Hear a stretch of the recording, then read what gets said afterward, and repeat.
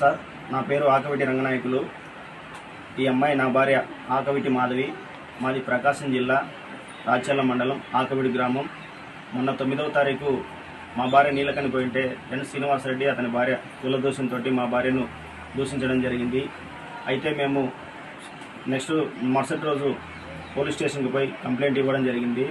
ఆ కంప్లైంట్ ఇచ్చే ముందర మాకు రాష్ట్ర జాతీయ బీసీ చైతన్య సమితి అధ్యక్షులు బీసీ రమణ గారు మా దగ్గరికి వాళ్ళ మనుషులను పంపించి మాకు అండగా ఉండి మాతో ఒక వీడియో తీపించి మాకు సపోర్ట్గా ఉన్నందుకు వారికి ధన్యవాదములు.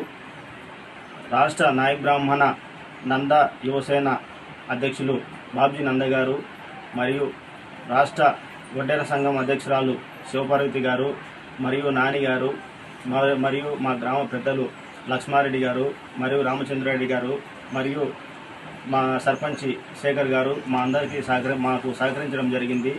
సహకరించి తాడికొండి నరసింహారావు గారు మాకు ఎంతో ముఖ్యంగా కీలక పాత్ర వహించి మాకు అండగా నిలబడ్డారు. వీళ్ళందరికీ నా భార్య నేను ఇద్దరం కృతజ్ఞతలు తెలుపుకుంటున్నాము. అయితే మరుసటి రోజు వాళ్ళు వచ్చి మా గ్రామంలో పెద్దలందరినీ కూర్చోబెట్టి వాళ్ళతో సారీ చెప్పించి మా మనసును శాంతి కలిగించారు. వాళ్ళందరికీ మా కృతజ్ఞతలు.